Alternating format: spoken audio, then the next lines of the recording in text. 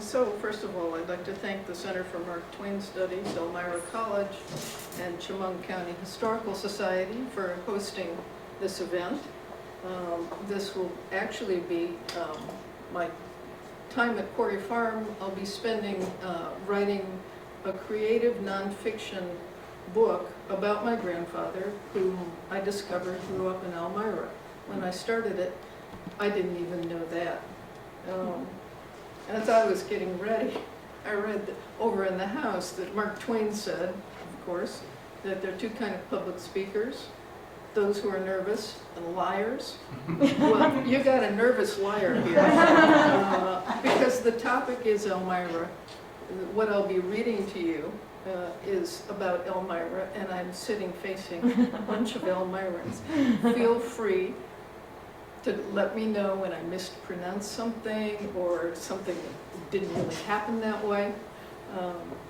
So as you can see, the particular thing that I'll read a section from in the middle of the talk is about how Elmirans got down to Mercersburg. But before that, let me see if I can make this. Yeah. When I first started this and knew a little bit about my grandfather, he was a football player and baseball player for Cornell and Mercersburg and the Father Brown Temperance Boys. I thought of entitling it Unsung Hero Cooney at Cornell, because there was a book called Stover at Yale, which published in 1912 by Owen Johnson, that F. Scott Fitzgerald called the textbook of his generation.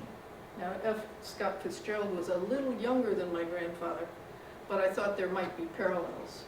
And then the more I found out, the next title, Twain's Elmira, The Next Generation, is what I applied to the Twain Center for, a grant.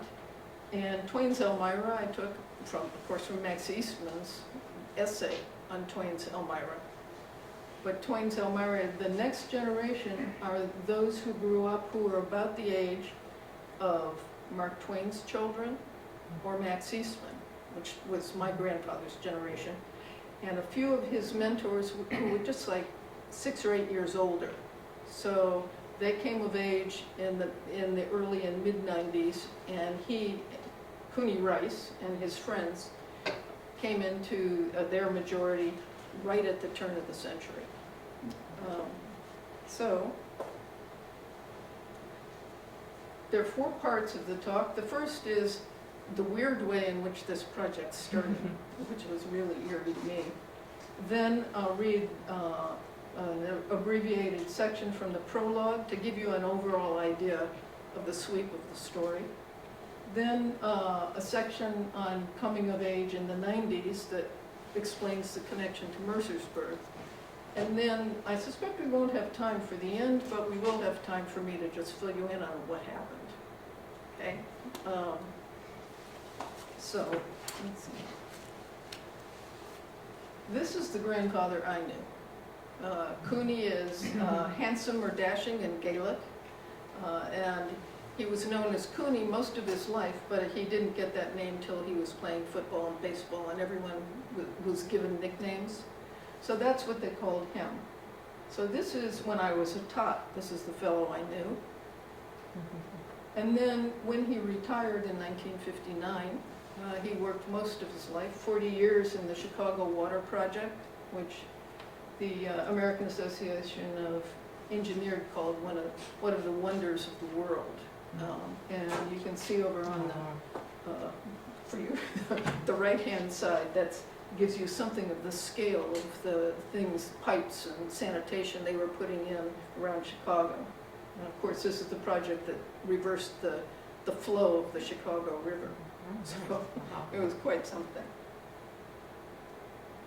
This is the Cooney Elmira knew. And Cooney is the furthest over on the right, the guy with that big watermelon of a football. Other people who would have been on the field, this picture is from 1904. And Cornell was hoping they would just have a great year after they dealt with the disaster of 1903 and the typhoid epidemic. So they really wanted to do well in sports. The football season of 1903 was a disaster.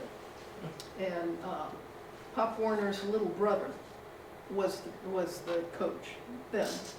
So he didn't last. 1904, at the beginning of the season, they're saying Cooney Rice will be there. Pop Warner, the football coach who had been at Carlisle Indian School and had quite a bit of notoriety, would be coming back, and this time we'll have a great season. So let me just move on. Okay, I'm the person in my family who inherited all the memorabilia, the papers, everything kind of migrated to my house because my mother lived with us at the end of her life, and they kind of were with her. And when I looked at it, I found really typical things like, you know, Cooney's baseball medallion, the gold thing, and cuff links and tie clasps and various sorts of stuff like that. But then over the two documents I found coming from the paternal side, one was a poem to my only son. My father was an only child and an only son, and my grandfather had kept this poem. And it was very kind of Roman Catholic poem asking God not to take his son early, because it's the only one he had, and God had plenty. But then the weird thing was, the other thing I found was an essay that I had written in 1963, shortly after JFK was assassinated. Maybe they asked us to write about death or something, I don't know. But when I was 17, I wrote an essay about my grandfather who had died the previous February. So I'll read you a little bit of that and you'll understand why this project becomes weird. The literary vehicle I use is that I'm at my grandmother's house, it's Christmas, I'm sent up to the attic to get ornaments, I find a trunk, and in the trunk there's an album, and from that album I learned about my grandfather. Now, I did have a grandmother, but there was no house, and there was no attic, and there was no trunk when I wrote this at 17. I was lying. Okay. But then it moves on to, it's called The Living Past. It seems like such a short time ago when I was there in the attic and made my greatest discovery, the discovery of the trunk. Its yellowed calendar, its aged souvenirs, the dog-eared volume, the worn volume which held blurred pictures wrinkled by time, brittle newspaper clippings from the past, and a life I'd never really known. For the first time I realized that Granddad had also lived. For the first time my concept of him was vastly expanded to include more than the kindly, cheerful, white-haired man who was always there to help his little pal. Yeah, this was his life, his laughter, his dreams, his tears, his loves, his glory, his success. All these things came to me from that worn volume. These were the things he had lived. These were the things which lived for me because of him. How I regret that I never had the time, or took the time to know him. I now thank God for the knowledge I found in that album. It gave me the wonderful opportunity to know the life he wanted to be remembered, the stories of his youth, which he would have told me if we'd only had the time, a chance, or an hour now. And then it goes on about my grandfather. So when I went to the bookcase and looked at all the papers that my mother had brought, sure enough, there was an album, and inside the album were all those wrinkled newspaper stories about my grandfather when he was in his 20s. So, and believe me, that's a real push that, you know, after 50 years you need to get on it and write the story. So I went on and looked at the album, and there was a real puzzle. One of these articles says, 2,000 students stand up and give Cooney Rice a prolonged standing ovation at Cornell. So I thought, you know, this essay is about how great my grandfather was, so I thought, oh, he really was great. The other thing that I found online was spread all over the country, and it said Cooney Rice, the halfback and the star second baseman, dismissed from the football team for insubordination and causing dissension. So right away, I needed to know what had happened. And I assumed at first that the one on the right what happened before the one on the left. But in reality, it turned out to be reversed. So there was a real story there. All right. So I went back to find out where my grandfather's family came from. I discovered they came from Ireland. His father immigrated. Whoops. Yeah. Can you back it up? Yeah. Okay. Immigrated from the Cooley Peninsula, which is where Joe Biden's grandparents were from, in fact, just after the Civil War. And by 1870, he was living in Elmira with his Uncle Patrick, who had a house on Sullivan Street. This is a view from Cornamuckla, which was one of the 10 townships of Omeath, where my great-grandfather came from. Not great-great-grandfather came from.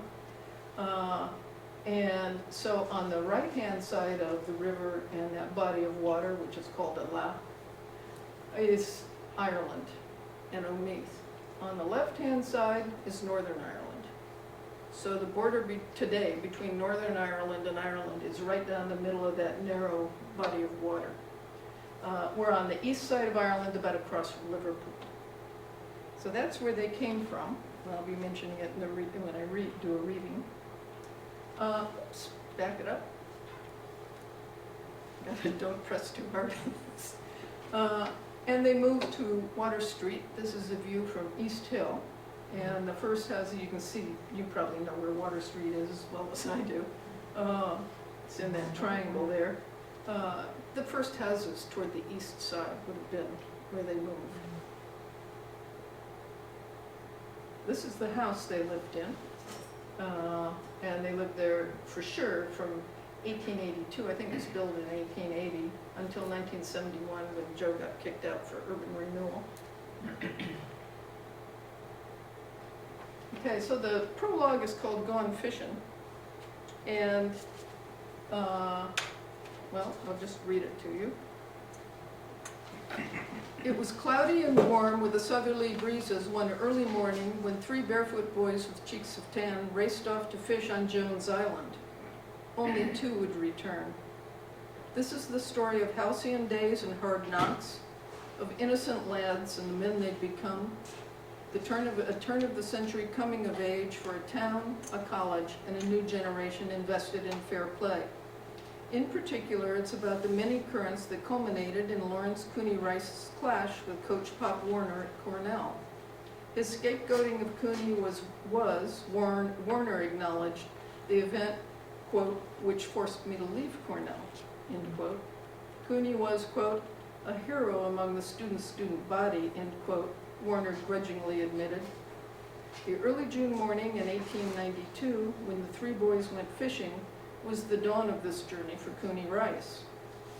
Cooney Rice's boyhood home stood at the corner of Sullivan Street and East Water, back when prosperous Elmira was the queen city of the southern tier.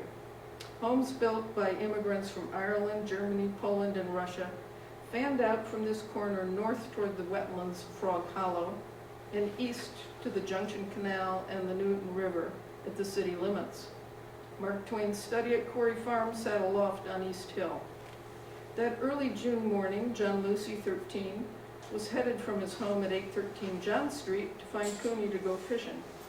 Most likely little Herman Heine, 9, tagged along as Lucy passed his house at 808 John Street. Cooney Rice, going on 11, was still Lawrence Jr. at this point.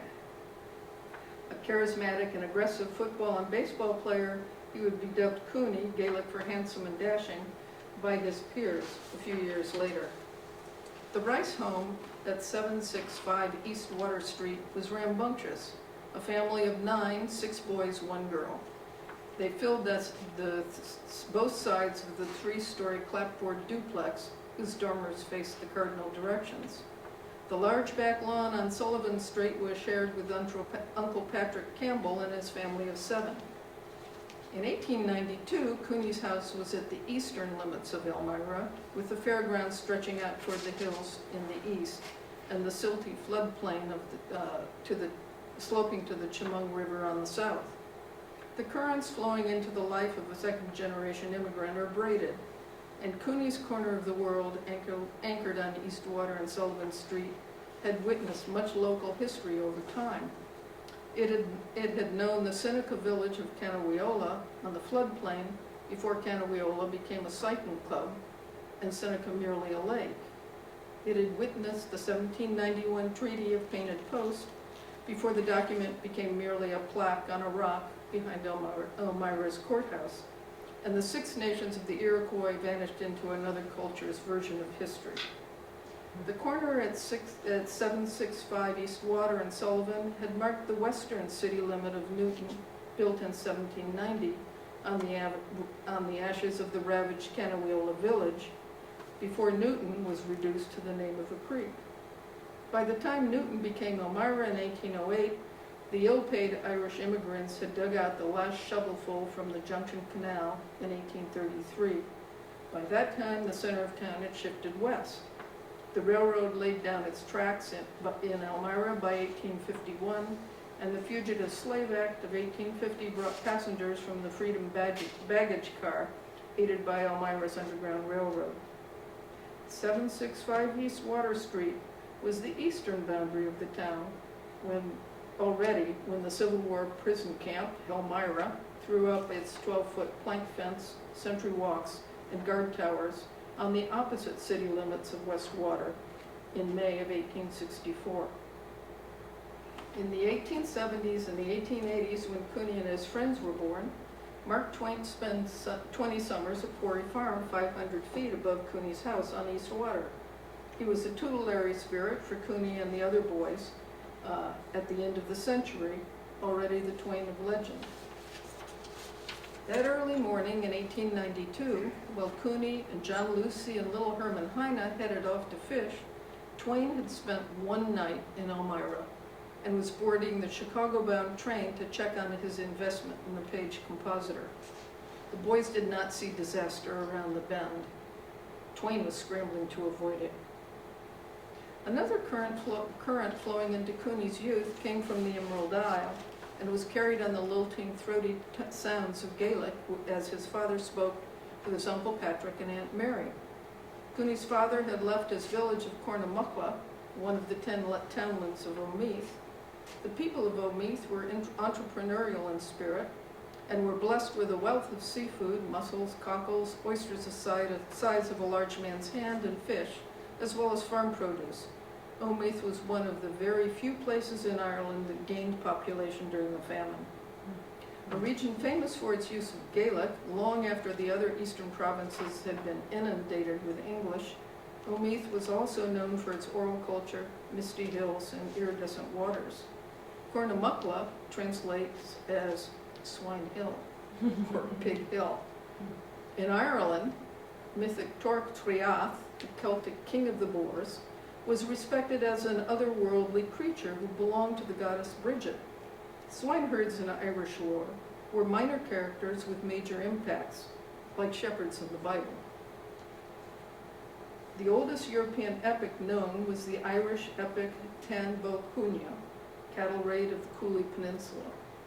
The subject of the raid was a famous brown bull called Dan Cúnea, who was born of a quarrel between two pig keepers. One was named Freuch, Boar's Brussel, and the other Rucht, Boar's Grunt. We are told that the bull Dan Cúnea was, quote, and this is from the epic, horrific, overwhelming, ferocious, full of craft, growling and eyes glaring, with a true bull's brow and a wave's charge and a royal wrath and the rush of a bear and a beast's rage and a bandit's stab and a lion's fury. In Elmira, pigs were pigs. And whistling pigs were muskrats you could hunt down by the old Junction Canal. That day in late June, like frogs escaping from a snake's mouth, 3 young fishermen had finally been released from a seemingly endless year at school number 1, Beecher School, by Frog Hollow. From late August 1891 to the 24th of June 1892, classes had been in session. At school, regulation number 59 outlawed horseplay on the school grounds. Quote, pupils are prohibited from bringing onto the school premises bows and arrows, firecrackers, firearms, or other dangerous weapons and playthings. No risky ball playing allowed. Fresh out of school, the 3 anglers headed for Jones Island. The strong currents that normally made the island off limits, thus infinitely enticing, were reduced to knee-deep ripples that June morning. Crescent-shaped Jones Island tucks its back into the shore, forcing the waters of Newton Creek to flow around it on both east and west sides before joining the Chemung River. Seen from the bird's eye view of a river patrolling osprey, that most elegant of anglers, the island is shaped like a sperm whale breaching. Bristling with trees and shrubs, the island snags the debris and driftwood floating down the Chemung River or sailing out of Newton Creek. There were 3 ways for Cooney, John Lucy, and Herman Heine to reach the Jones Island from Cooney's house. They could go along the Indian River Trail, Water Street in other words, or across a floodplain called Shendawa by the ancients, or by approaching from the south that the Sullivan expedition had during the American Revolution. Perhaps they took the river trail. Suddenly they were silent Seneca braves, single file, toe, heel, toe, heel.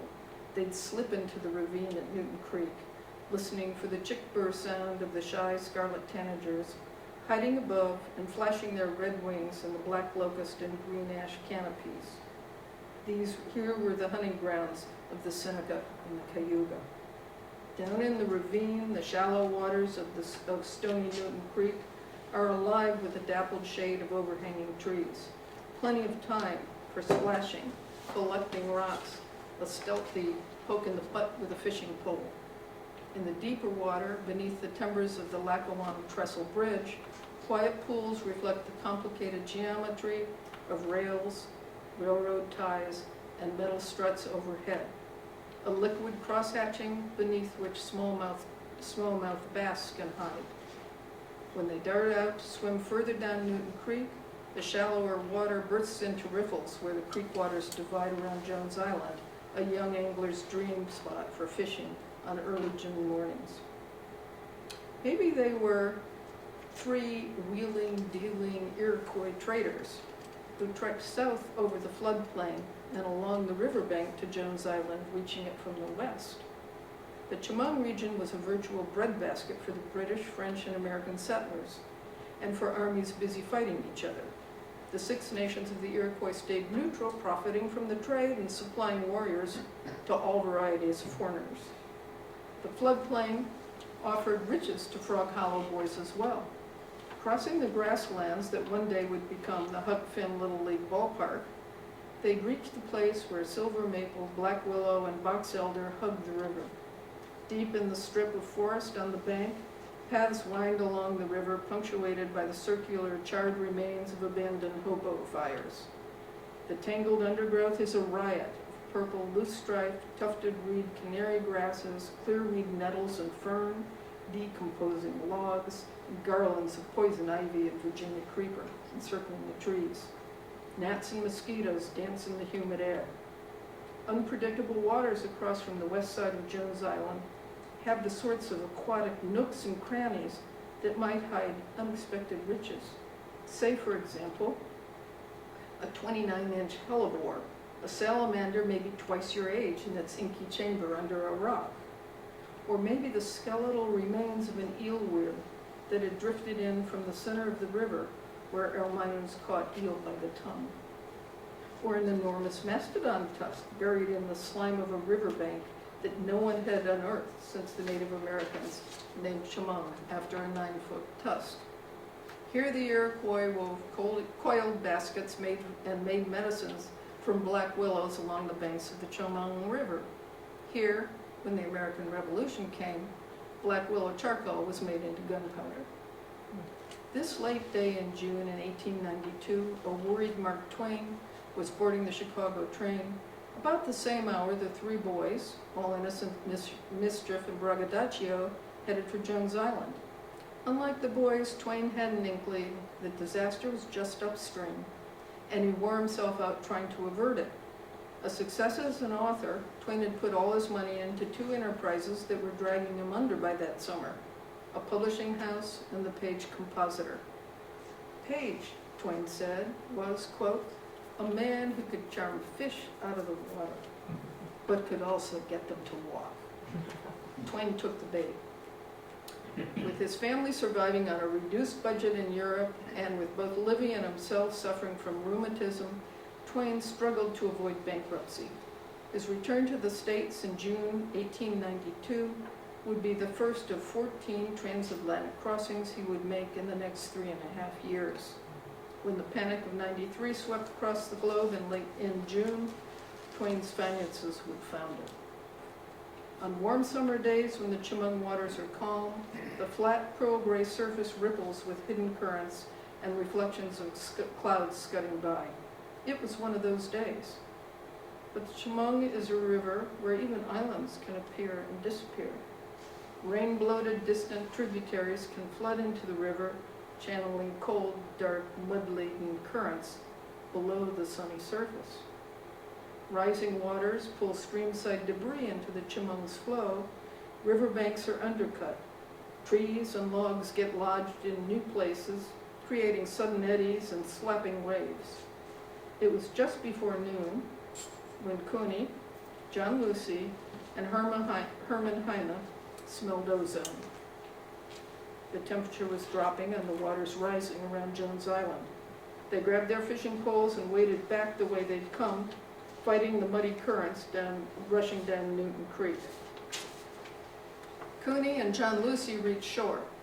Herman Heine, who'd been waiting in their wake, cried out in panic. The cold, dark current snaked around his little legs.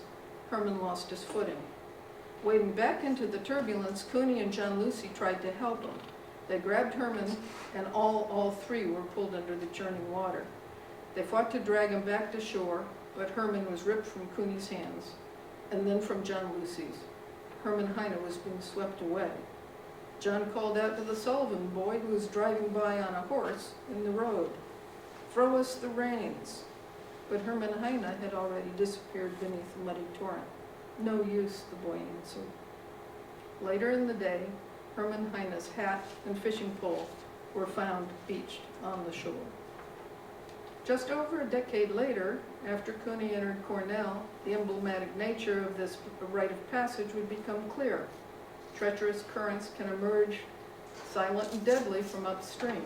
Disputes of an earlier decade can be settled with yourself as the unwitting proxy.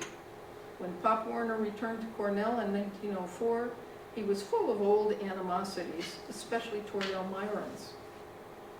Then he discovered where Cooney hailed from, and the undertow began. By 1905, Warner thought he had done with Cooney Rice, and just his hat and fishing pole would be left to bear witness. To his consternation, Cooney survived the ordeal. Warner did not. In 1907, Cooney's Cornell classmates would record in their class book at the end of the year this veiled prediction, quote, "Unfortunately, Cooney soon became the victim of circumstances, but has maintained himself with courage and respect. With him, as with the others, time will tell." Indeed, Warner himself was left puzzling over what had gone wrong with his plan. How he'd lost his position at Cornell. How was it, after everything that transpired and with all the power Warner had, Cooney Rice emerged as, quote, "something of a hero in the minds of many." So that's an overview of what the whole thing is like. And it was an effort as an academic more than a creative writer, the first thing I did was take notes and have everything about all, you know, the Sullivan expedition and who all the native tribes were and their whole history. And then my husband's my best reader. He says, well, Laura, you've got to tell a story. You're not writing a paper, you're writing creative nonfiction. So that's the first part. The middle part of the book deals with the time when he went to Mercersburg, and I'll read you a section of that.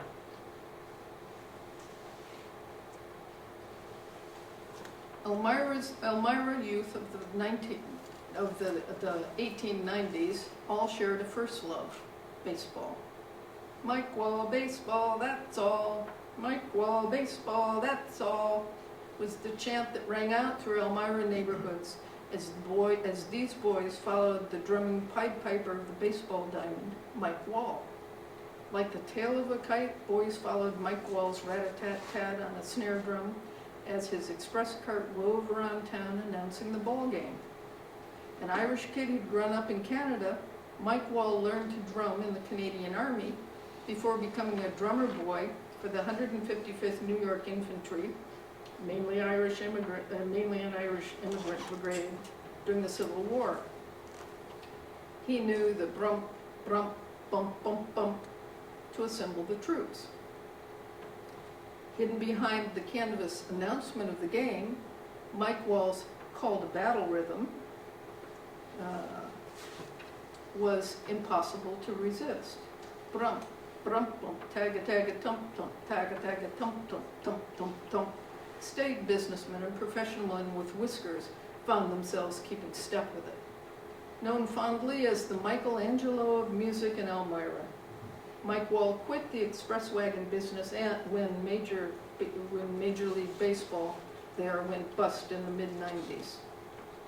Violinists, pianists, that sort of thing may be had for the asking, J. Maxwell Beers, Elmira journalist, wrote, quote, but the hole in the water where the pebble went in when Michelangelo quit playing the drum still remains a hole. Frank Tripp, child of the 90s, would explain that the way the hole was filled was by a new fascination. Quote, came the bicycle, and for the first time in history, the common man could take himself places. He went. And the release of his pent-up wanderlust was what made the 90s gay. The nation went on a cycling bender. 1 out of every 4 Mirans owned a bicycle by 1898. Avid about sports, Cooney's older brother John took time off in 1896 to go on a great adventure, a solo wheeling trip from Elmira to Bernice, PA, some 60 miles to the south. Let me just change so you know what the bikes looked like back then. For younger folks, there was cycling as well. In 1896 in Elmira, asphalt was laid on part of West Church Street between Main Street and Walnut. For cyclers, this was a great improvement over dirt roads and other streets paved variously with granite cobblestones, vitrified brick, or wooden blocks. Matt Richardson, a Cub reporter back then, recalled what the new pavement meant for the boys they'd been. Each summer evening, youngsters rode back and forth, long lines of bicycles passing east and west, friends exchanging greetings on the fly. Among the friends who sallied forth on bikes were the sons of the wealthy, who had become the first group of Elmirans to attend Mercersburg Academy. They paved the way, so to speak, for J. Harry Costello, known as the deacon on the temperance ball team, Cooney Rice, Dode Birmingham. Dode in Gaelic is foolish-faced fellow or simple fellow, and when you see him from the other side of town. Holding the middle ground between the well-off scions and powerful families and the scrappers from Frog Hollow was Max Eastman, son of the Park Church pastors Samuel and Annis Eastman, who struggled to make ends meet. Max described his cycling adventures to his sister Crystal in a letter when he was 14 and a student at Elmira Free Academy. He had an old bike, which he and his friend Frank Easton were as set on selling. With no luck, they decided to take it on a spin on Gray Street, Frank pedaling and Max perched on the shaky handlebars. Quote, he told Crystal, "Pretty soon I swayed a little too far forward and went off with my feet sticking out toward the pedals. I slid off, and the thing that sticks out in the front to hold the lamp caught me by the seat of the pants, and my nose began to rub on the front tire." Max managed to right himself, only to take a spill as they circled back up Gray Street. Quote, "I tried to get off. My trouser got torn halfway down the leg all the way up to the suspender buttons. Of course, I hit the ground in perfectly proper attitude." Meanwhile, down in Mercersburg as the 90s began,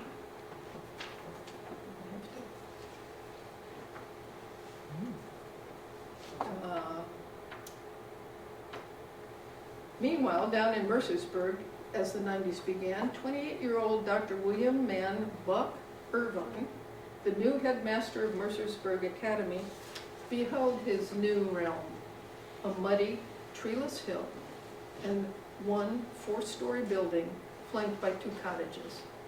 Quote, "I found an institution which was very much run down. It was swamped with debt, and the sheriff was almost ready to foreclose," Irvine reported. It was 1893, the year of the panic. Quote, "5 or 6 other educators refused to become headmaster at Mercersburg.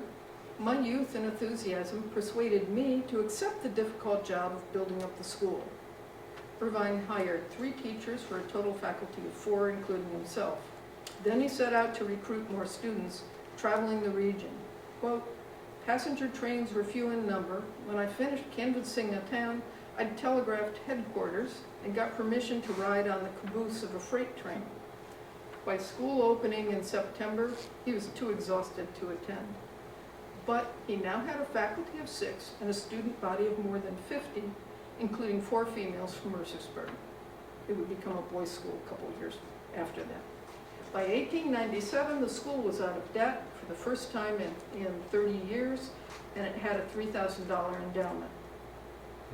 In Self-Reliance, Ralph Waldo Emerson asserted, quote, "Every true man is a cause, a country, and an age, and posterity seems to follow his steps. An institution is the lengthened shadow of one man." A varsity football player at Princeton for 5 years, William Mann Buck Irvine also won prizes in oratory and composition, edited the student newspaper, the Princetonian, for 3 years, served as the correspondent for the Philadelphia Times and the New York Tribune, reporting on the Fresh Air Fund for children that cared for boys and girls of the city streets.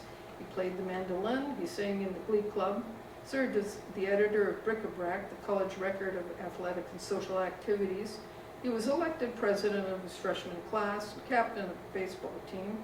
He was awarded a fellowship in social science, and he spent an additional year at Princeton before entering the theological seminary at Lancaster. In 1891, he finished a PhD in political science at Princeton. His thesis was on immigration, while also studying theology at Lancaster. Irvine's arrival, a classmate remembered, was, quote, "like a fresh breeze over heather." Everything came alive. So this was the man who founded the Mercersburg that Elmirans would go to. The fragile link that would create a connection between, the fragile link that would create a connection between Elmira and Mercersburg began in 1897. The Elmira Athletic Club, EAC, formed around 1893, had a healthy membership and leadership from well-known stars such as Clint Wyckoff and Tommy Fennell. EAC had rented space from the YMCA for meeting rooms and gym access. Now, I brought one more picture of Wyckoff. Wyckoff was the first All-American from Cornell and the first All-American outside the Big Four at that time in football. He weighed 142 and he was 5'6". Wow. One of his friends wrote him, Tommy Fennell was the center in front of him, and one of his friends wrote Wyckoff when he was captain, look, if you really want to get Tommy Fennell going and get the let out, tell him the other side is coming for you. Okay? So Fennell was very protective. He was my grandfather's mentor in sports. And he was the one that Pop Warner hated most. Clint Wyckoff was described by his friend Joe Beecham, who would become captain of the football team and captain of the baseball team, and then a Navy man. He was described as Wyckoff's tip-top tallest trait was tenderness, which is really surprising how often that comes up in turn-of-the-century football. This is, speaking of tenderness, this is a picture I found in Wyckoff archives at Cornell. Wyckoff is the one in profile. Miss Molly McGee, whom everyone was in love with, and Clint Wyckoff would marry her in Watkins Glen in 1899. Her father was a railway magnate there. Right behind Clint Wyckoff, I think it's Jervis Langdon. The pictures were taken around the fraternity house around the Cornell campus, and both Wyckoff and Jervis Langdon were Kappa Alphas. So, but I thought I'd put it in here because you all might know better what he looked like as a young man than I would. All right, so that's the why. That was Sports Central. Feeney's Flatiron Tobacco Stand is that little stand, and the YMCA. For the guys from Frog Hollow, Feeney's would be a central thing. For the elite, it would be the YMCA, and I'll try to explain why.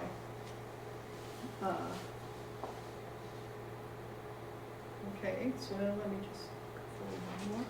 Got it. Hutch Hutchinson, who had been prominent in local athletics ever since he was old enough to swing a bat or kick a pigskin, had been captain of the Elmira Free School football team for several years before being elected captain of the Elmira Athletic Club in 1896-97. In May of 97, and this is the fragile link, Hutchinson decided just by chance to travel to Princeton to compete in their annual interscholastic games. Princeton immediately wanted to recruit him as their football quarterback, but he needed a preparatory year, and that year was going to be at Mercersburg. A group of slightly younger Elmira high schools were also in the YMCA at that time, the Amateur Athletic Club. These were mainly rich kids. These were the sons of the elite who adulated Hutchinson and followed him south to the academy. Tuition for room and board at Mercersburg was $325 a year. That's $10,700 today, so quite spendy. When Hutch Hutchinson headed off to Mercersburg, 3 students from well-to-do Elmira families traveled in his wake: Jay Slee, Lewin Dexter, and Merle Thompson. All 3 were from Elmira's prominent families. Norman Thompson, N.J. Thompson and Company, was a dry goods wholesaler based in Elmira. Seymour Dexter was a jurist, a prominent banker. Lawyer John Slee was the much valued, much trusted business partner of Jervis Langdon, Twain's father-in-law. Slee would help Twain through thick and thin with his personal and financial affairs. He and his wife would be lifelong friends of Mark Twain and Livy. Dr. Irvine made just one recruiting trip that I could find, because the newspapers always mention stuff like that. And that was in the summer of 1898. I figure Hutch Hutchinson brought him back, along with Dexter, Slee, and Thompson.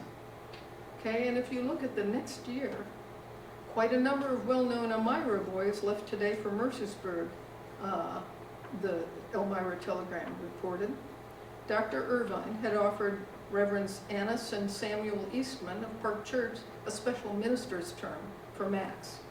Nonetheless, Mercersburg was a stretch for Max's family. In Max's view, the other boys who left for Mercersburg in 1898, some 16 of them, were all from rich families, he was sure. He was right. The boys were a who's who of Elmira. In addition to Slee, who was in business with the Langdons, Brand, who owned a tobacco company, Morrow, who was superintendent of the Eclipse Bicycle Company, and soon would become partner in the Willis Morrow automobile plant at the dawn of the industry. Gridley, Northcott, and Gilbert ran successful businesses. Barnes, Fassett, and Dexter had law degrees and held powerful positions in local and state government. Fassett owned the Elmira Daily Advertiser. Jabin Coburn was the son of Parley Coburn, principal of School No. 3 in Southport. Barry Sales' sister, Eleanor, would soon marry Jervis Langdon, the second Jervis Langdon. In the official Mercersburg picture of the track team, Max Eastman is sitting awkwardly on the far left. His deep-set eyes tentative, his leg jammed awkwardly between boys in front of him. He was a far cry from the lover and writer you see a decade later. But he excelled in class. By the way, at Mercersburg, everybody played sports. If they needed 3 or 4 levels of football, that's fine. Everybody played sports. Everyone was included. So Max excelled in class. According to a letter sent to Elmira in 1899, Dr. Irvine paid tribute to Max Eastman on his splendid scholarship, he having made the highest grade for scholarship ever known at Mercersburg. Biographers argue whether it was a 97 average or a 99. Quote, "I studied all day long and all evening," Max recalled.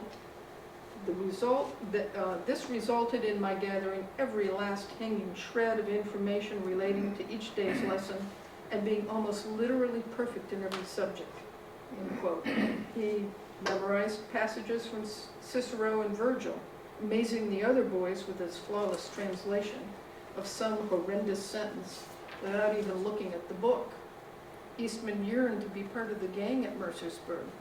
Quote, "I would gladly have exchanged my precious gifts of memory and understanding for that single trait of theirs, of being on, of being au fait, of being in the swim.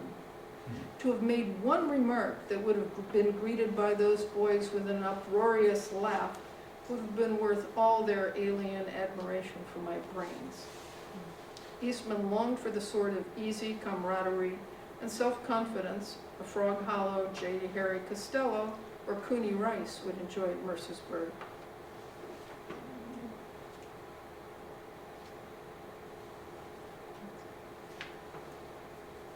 Frog Hollow youth, who were members of the Father Matthew Temperance Ball Club, congregated at John Feeney's Corner next to the YMCA. Feeney's Corner was, from the mid-1890s to 1907, Elmira's mecca for sports. Right in the center of town on the southwest corner of Market and Lake Street stood a series of wooden shacks. Feeney's diminutive cigar store, ironically dubbed the Flatiron Building, backed onto a vacant lot known as Feeney's Park.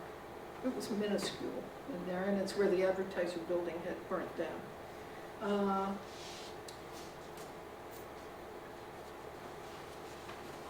Feeney had a lot of stories about Twain, because before he had the cigar store, he was a brakeman on the fast train that went from Buffalo to Manhattan that Twain often rode. Feeney himself was a great raconteur. Everybody went to Feeney's. It was right in the middle of all the newspapers, so the young reporters, and we're talking about Frank Tripp, Roy S. Smith, Wrigley, Matt Richardson, they all showed up because you got the news there. Feeney said in one story, well, the stuff didn't really start till Cooney Rice, Dode Birmingham, and Matty Fennell got home. And then it was something morning, noon, and night. Everybody was there.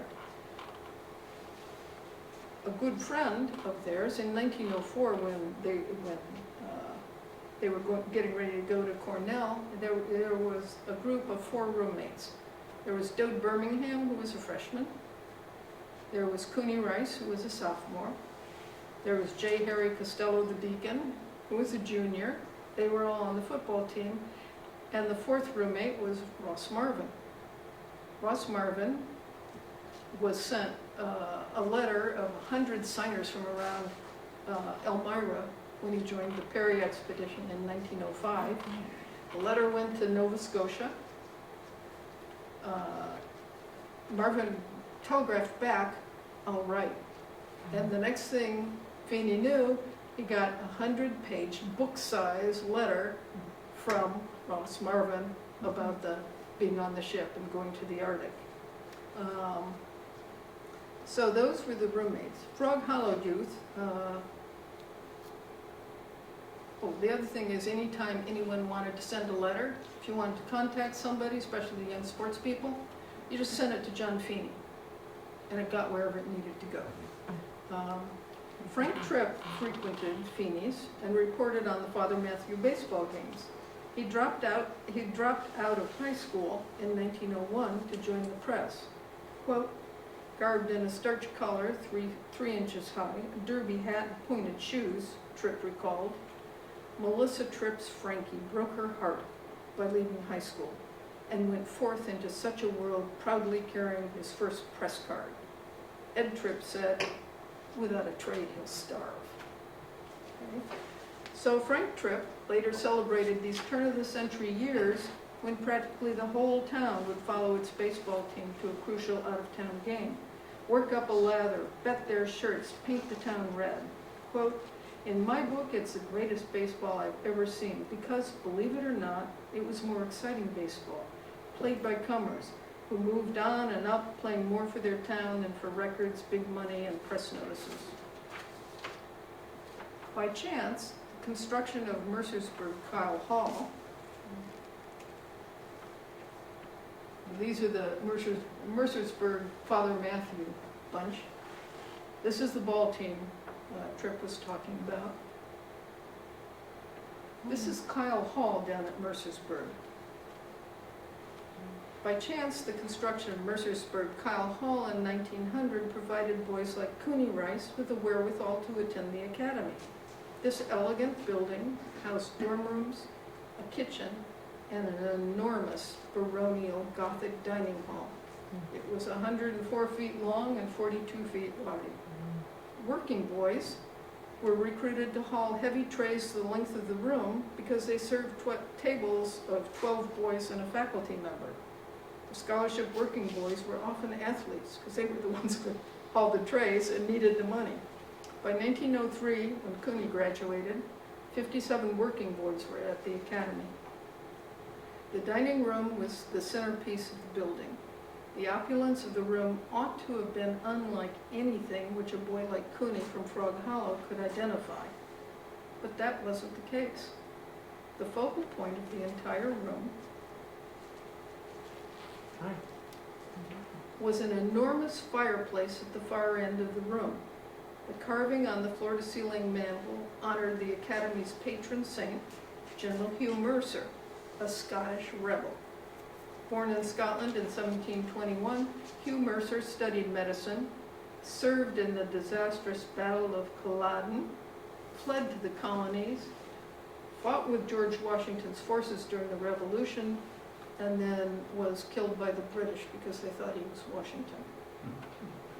The large central panel of the fireplace, flanked by shields from Scotland's Aberdeen University and Dublin's Trinity College, depicted a boar hunt.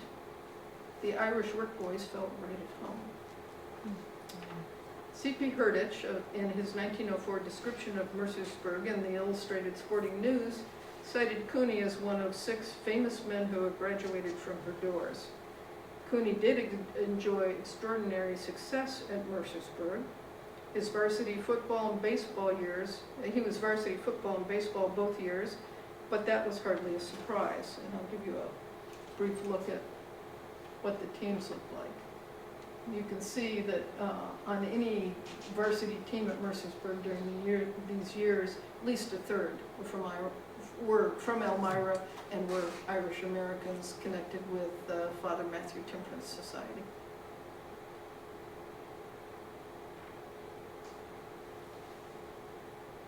This is their baseball team.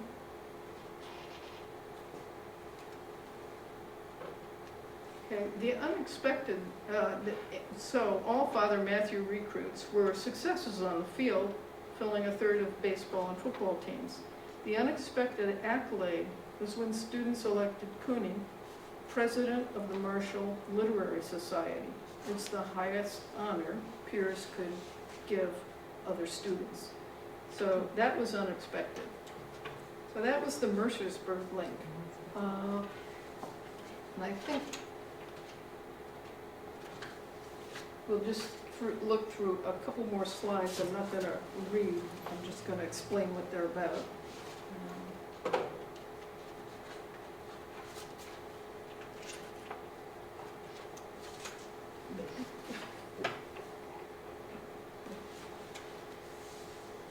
So the Elmira newspapers loved Cooney. And I think it was because he always got things going. At Mercersburg, in the annual, one of the things they put in was the phrase most commonly associated with people. And for Cooney, it was "come on."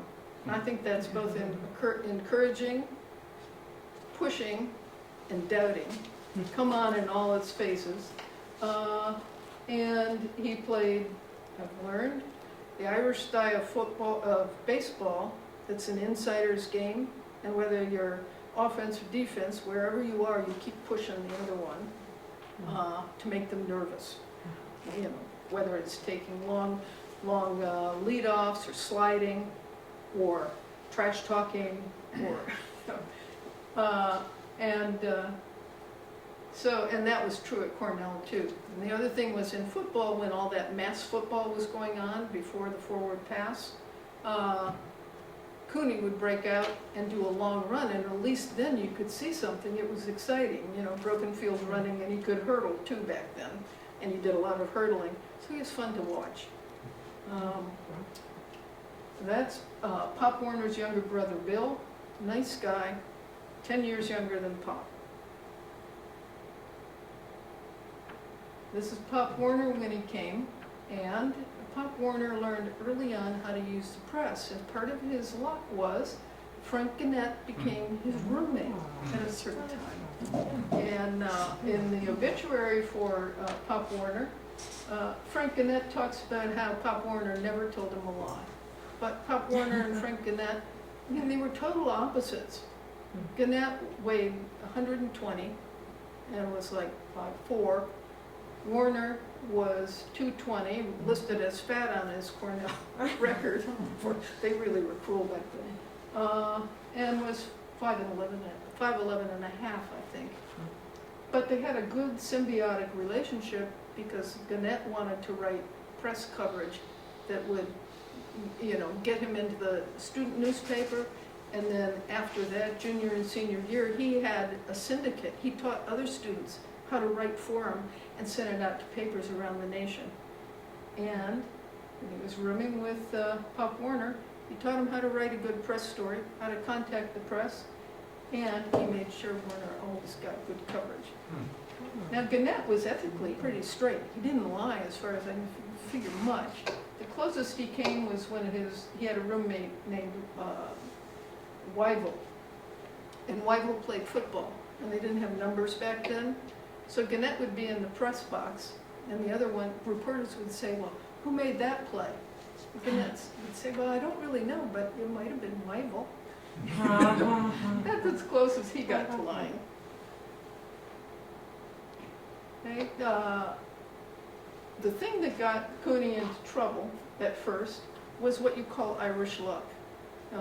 And that's when you see a light at the end of the tunnel and it turns out to be a train. That's Irish luck. So it's when you do something really good and it comes back at you. When Cooney went to Cornell in the 1904 baseball season, so the spring of 1904, Huey Jennings, beloved coach at Cornell, was his coach. And of course Huey Jennings was an Irish American also from Pennsylvania. So he looked out for him, and even the umpires called Huey Jennings the guy with the smile that echoed.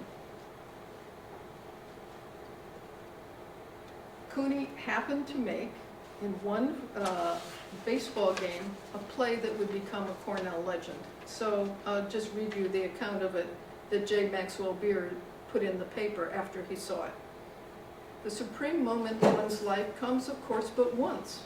Last Saturday, it came to the Honorable Cooney Rice of this city in the game at Ithaca between Cornell and Princeton. Cooney went to bat in the last half of the 9th inning, facing the adverse score of 2-1. The first man drew a base on balls. Rice, the next batsman, hit to the infield and reached first, while the first runner was being retired at second. The next man hit weakly to the pitcher and was thrown out at first, Rice having stolen second and raced around to third on the play. Bigelow, the next batter, was, quote, ordinarily a good hitter, and as he took his place at the plate, 8,000 loyal sons and daughters of old Cornell rose to their feet. A groan went up as a strike was called on Bigelow, which grew into a roar of discouragement as he struck at the next ball and missed it by a mile. It seemed all over. The mighty Byram, perhaps the greatest intercollegiate pitcher of them all, wound himself into a knot and swiftly shot out the final ball that was to seal the fate of Cornell and bring gloom to followers of the carnelian and white everywhere. But just then something unusual happened.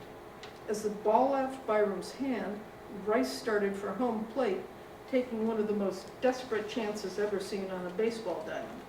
Automobiles covering a mile a minute were lazy as snails compared to the way the fleet-footed Elmira raced home. The crowd gasped with astonishment at the audacity of the thing.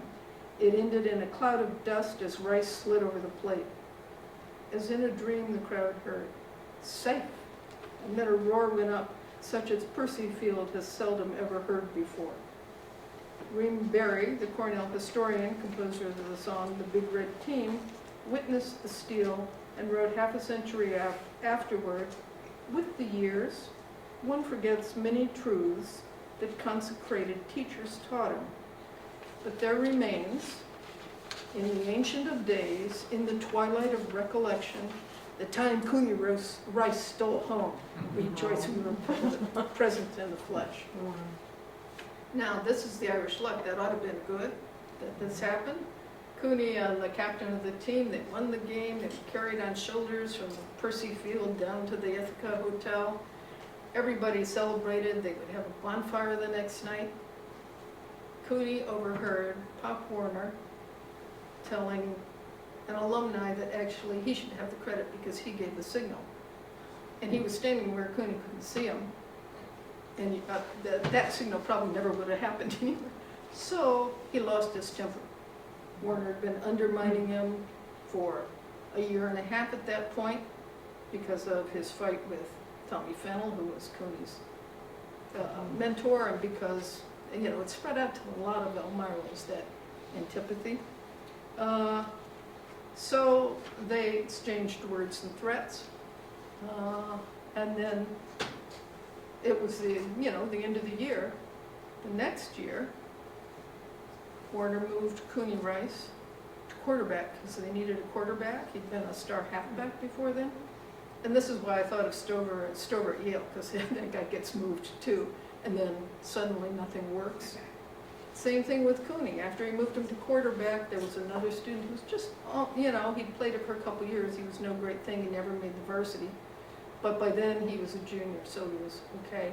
He knew the plays. Warner gave Cooney 2 weeks. At that point, even during the first week, everyone was saying, well, they're about even right now. And then Warner started sitting him on the bench and demoting him in the team because he had to get rid of him. Cooney's best friend was elected captain. Chances of Cooney being elected captain the next year were extremely strong because he always was elected captain. So Warner had to get rid of him. So he waited till Cooney lost his temper again, which of course happened, he was a kid. And when he did that, he dismissed him from the football team. Then, when baseball season came around, normally a coach could punish you, but you didn't do it, forever. When Cooney tried to sign up for baseball, Warner said, no, kid's not sorry enough. He can't sign up for baseball. He can't play for a year. And he was in charge of everything. So Cooney had to pay the bills. Going on the athletic fields at Cornell was taboo. Talking to the other, you know, his whole social system was gone. But a lot of people were unhappy. The students were going to demonstrate. They kept a lid on that until he wasn't allowed to play baseball. And that's when the award ceremony happened. The 2,000 students stood up and gave a standing ovation to Cooney Rice, who wasn't allowed to play. Warner didn't even bother to go to the ceremony, although he was supposed to run it. And then the next fall, to pay the bills, Cooney went pro. He went pro in minor league baseball because they'd let him come after the semester ended and play during the summer to pay his bills.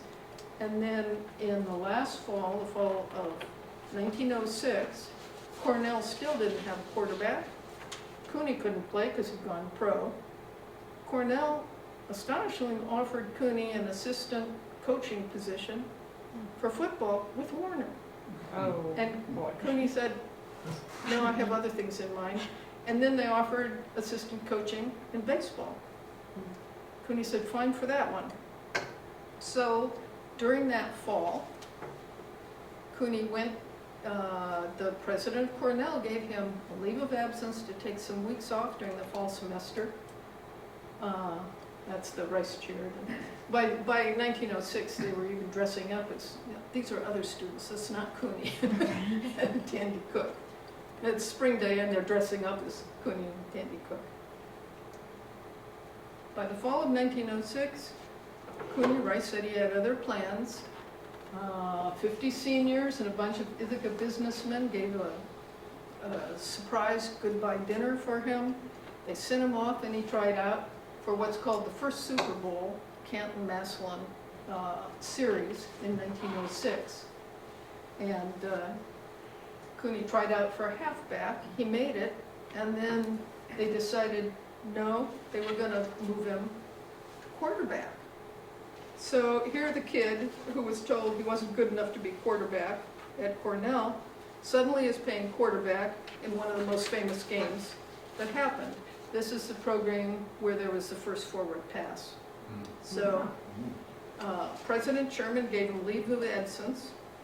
He went to try out for the Massillon Tigers, who were sent to challenge the Canton Bulldogs, and was taken on as halfback. Soon he was shifted to quarterback, where he shared the position with Peggy Parrott, acknowledged as the top quarterback in the nation.